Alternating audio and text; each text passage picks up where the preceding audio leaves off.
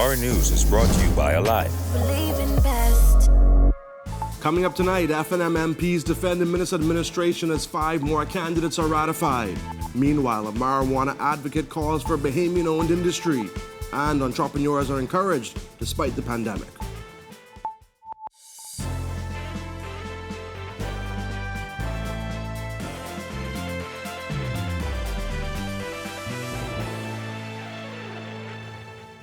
Welcome to our news and thanks for joining us. I'm Jared Higgs. Topping news tonight, several Free National Movement members of Parliament are giving the Minister administration's handling of the COVID-19 pandemic high marks. Their comments come as election talk is heating up. Jasmine Brown reports.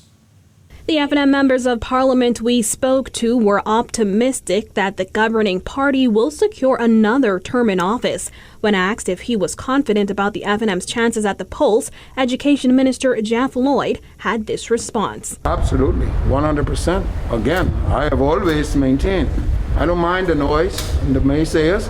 Let's put the record. PLP has had 2 administrations in the last 20 years, 2002-7, 2012-17. Take their record. The Free National Movement's administration under Hubert Minnis has been from 2017 to now. Let's put the record on the table for the Bahamian people to see.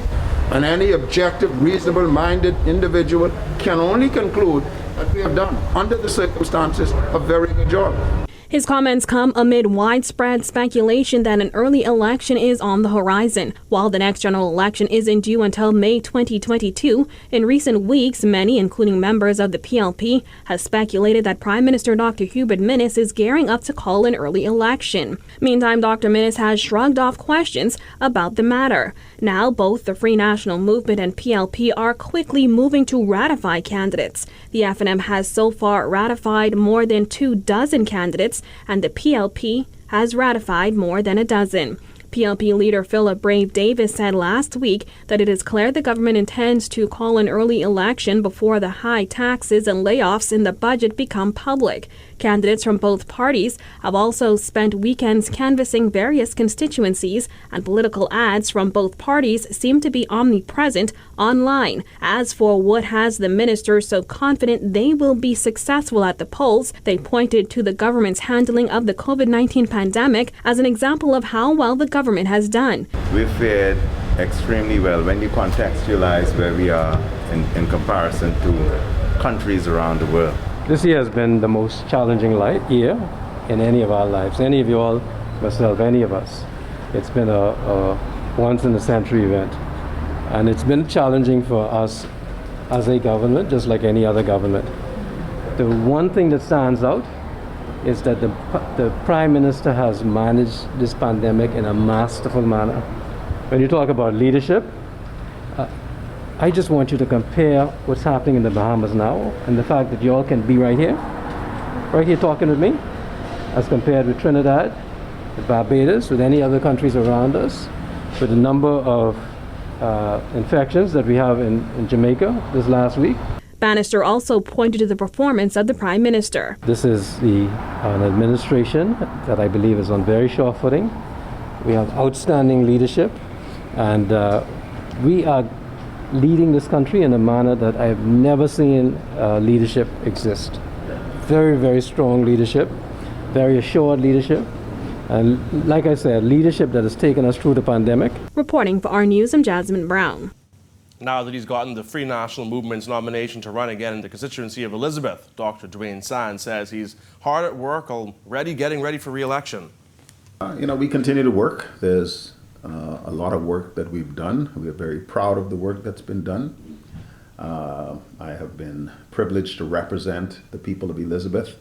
That has been a journey that started back in 2009. It's hard to believe, but here we are 12 years later, and the journey continues. So I intend to offer myself to serve as the F&M standard bearer for the great constituency of Elizabeth. And I look forward, once the process is completed, to achieve the ratification from the Free National Movement. But with the recent abrupt resignation of Lanisha Roll from the Minnis cabinet, there have been concerns over trouble in the party and its chances headed into the next general election. San says he thinks the party's chances are great. I don't believe the party is falling apart. Certainly there have been some high-profile situations that have attracted tremendous attention. And obviously in these times, particularly as we approach the political season, it becomes very important to avoid any missteps or perceptions of missteps. And I think as a political organization with the history of the Free National Movement, that it is likely to identify challenges, correct them, and move forward to offer itself as the appropriate government for the Commonwealth of the Bahamas. Dr. Sands was one of 5 candidates ratified by the Free National Movement Thursday. He joins a list of newly ratified candidates, including State Finance Minister Kwesi Thompson for East Grand Bahama, North Andros and the Berry Islands MP Carlton Bowleg Jr., and newcomers Vandia Stewart for South Abaco and Courtney Koulibaly for Centerville. According to an F&M statement, Koulibaly is considered an expert in infrastructure development, and Stewart's career experience in tourism and hospitality will bring fresh insight to developing the tourism industry, according to the party. The F&M has ratified a total of 30 candidates for the next general election, and more are expected to be named shortly. The Royal Bahamas Police Force is launching a live talk show titled Cop Talk, Live on the Air. The show was slated to launch on Tuesday, March 2nd, with Commissioner Paul Roll as the first guest. The show's host will be Sergeant 3011 Mikel Pinder. The show will be carried live on Facebook, Instagram, and Zoom. The show's launch also comes as some members of the public, including Anglican MP Glenys Anna Martin, call for a release of the force's body camera policy. An advocate for marijuana legalization is calling for action. This comes weeks after the Prime Minister hinted again that some form of legalization is on the way. So I think the number one important thing that we need to keep in mind is that we need to keep cannabis industry for Bahamians. Marijuana Bahamas founder Ronaldo Cartwright is part of a growing group that want to ensure that any legal marijuana industry is for the benefit of Bahamians. We need to make sure that it's prohibited for foreigners to come in, spend all the money and capitalize on the industry before us Bahamians, and not just the Bahamians that we all know that already have. I'm talking about the Bahamian public as a whole. Any young Joe off the road maybe have opportunity. Prime Minister Dr. Rupert Minnis recently announced that government was drafting legislation to legalize medical marijuana in the Bahamas. Cartwright had a visit with Attorney General Carl Bethel this week. That went really well. That was very productive, and it seems like the government really wants to work along with the people to get the cannabis industry moving in the Bahamas. But some have criticized government's actions on marijuana. Rastafarian priest Ruthven McKinney is happy to see discussion about changes, but he points out that people are still being arrested for small quantities of marijuana, despite the Prime Minister urging offenders to get their records expunged. So the expunging of records is key to how we go step by step to make sure carry out this new industry that we can benefit from. I think that what we need to do is we need to stop playing politics and get the work done. That's what the most important thing is. We need to stop talking. We need to actually go about and do. Cartwright started Marijuana Bahamas in 2016 and has since stepped down as president. He says he doesn't think the conversation on marijuana would have gotten as far as it has without his organization. With an election seemingly looming, he has this advice for new voters. I want y'all to challenge y'all representatives. It's election time. So anybody who come around your house, PLP, FNM, DNA, independent candidate, we are not affiliated with any specific group. Y'all challenge them. Y'all tell them, hey, if you for cannabis legalization, you tell them, I want you to challenge that. I want you to table it now in Parliament now. Let's don't wait for this election time to come and they make his promises. So to come on our news, entrepreneurs not discouraged by the pandemic, and a bank makes a generous donation to a hospital in Freeport. Stay with us.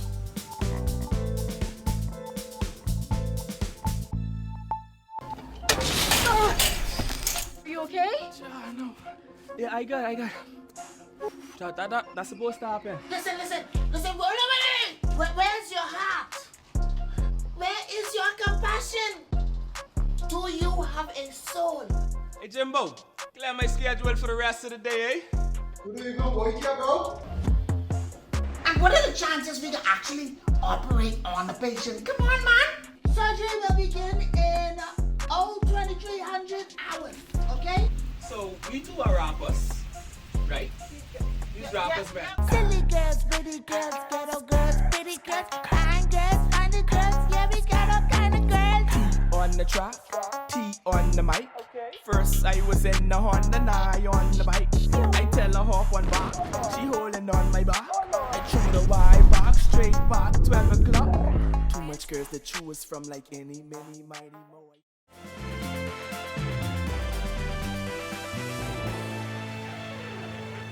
Some entrepreneurs say they will not let the pandemic hold them back from achieving their business goals. Tonight, our Jillian Gray tells us about their resiliency in launching a business during a pandemic. The pandemic dealt a hard blow to many, but for one businessman, he took those lemons and made, well, one sweet drink.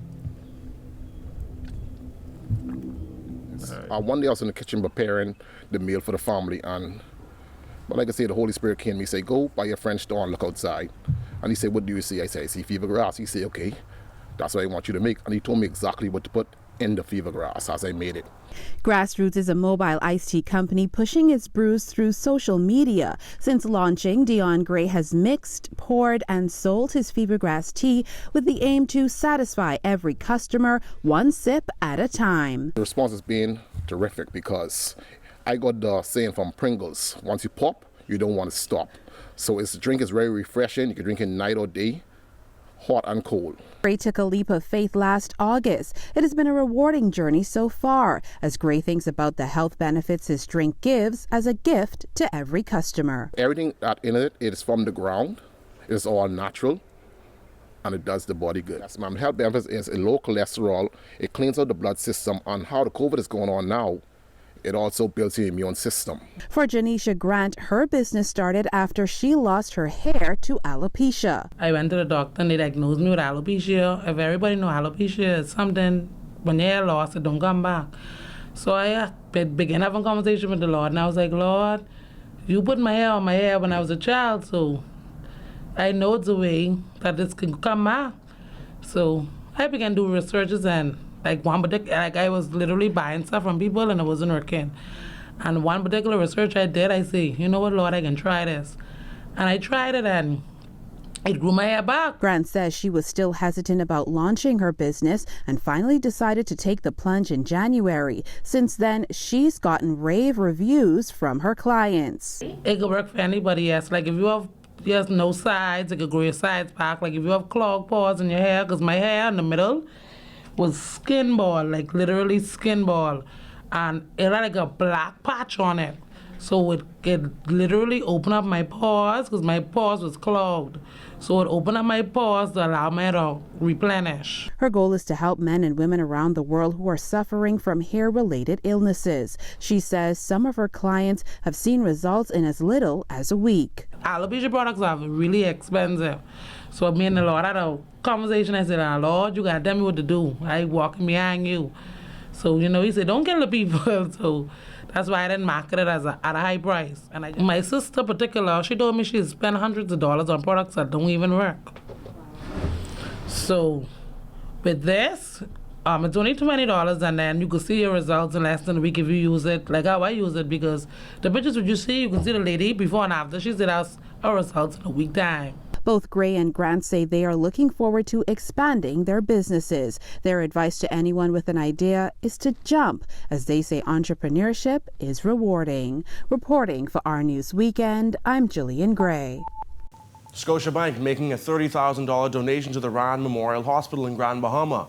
Managing Director of Scotiabank Bahamas, Roger Archer, explained why the donation is important.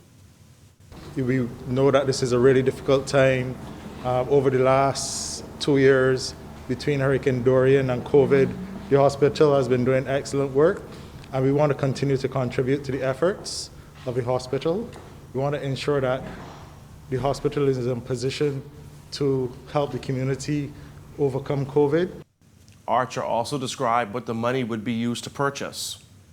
So this $30,000 will help with the purchase of ventilator, oxygen monitoring machine, and also two pediatric wheelchairs. Hospital Administrator Sharon Williams telling those on hand that the donation is an important part of the hospital's rebuilding after the destruction caused by Hurricane Dorian. We would like to thank the Bank of Nova Scotia for their tremendous support in ensuring that our recovery experience is that much easier. It has been a year since the devastation of Hurricane Dorian, and while we are well on the way to recovery, as you can see, our facilities are that much further in its restoration process. When our news comes back from the break, the Heart Foundation needs your help. Find out how you can assist.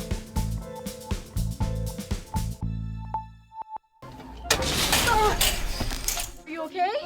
No. Yeah, I got.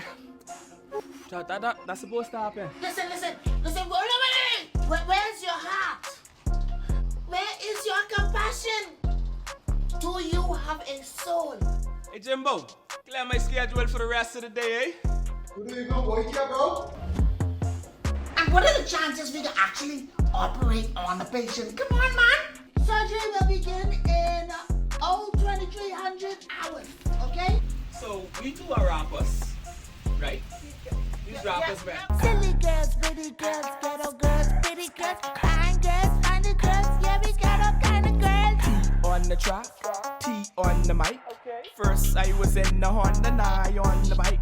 I tell her hop one back, she holding on my back. I threw the wide back, straight back, 12 o'clock. Too much girls to choose from, like any, many, mighty, mo.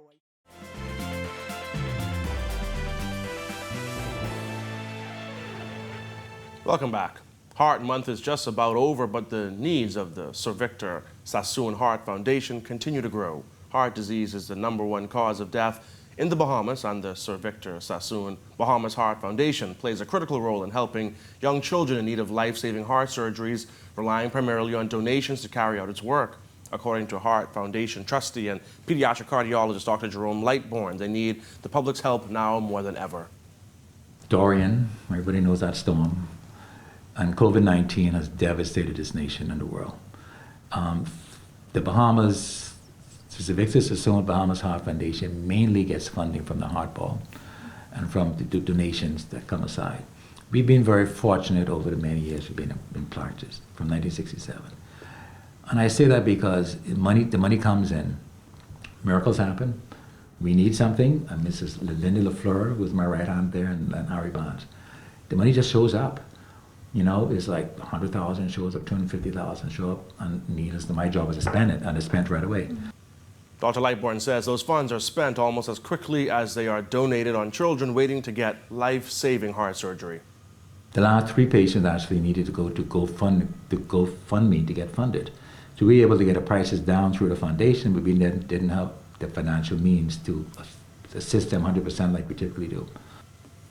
Donations to the foundation can be done on the organization's website, SassoonHeartFoundation.org. When our news comes back from the break, youngsters getting an early start on oral health. Find out how.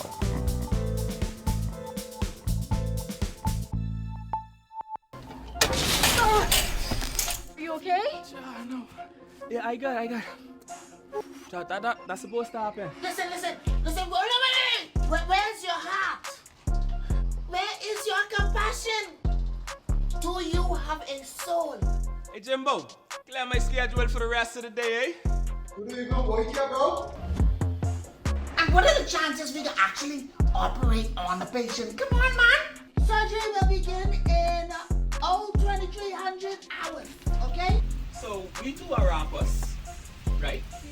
These rappers, man. Silly girls, pretty girls, ghetto girls, pretty girls, kind girls, funny girls, yeah, we got all kind of girls. T on the track, T on the mic. First I was in the Honda, now on the bike. I tell her hop one back, she holding on my back. I threw the wide back, straight back, 12 o'clock. Too much girls to choose from, like any, many, mighty, mo.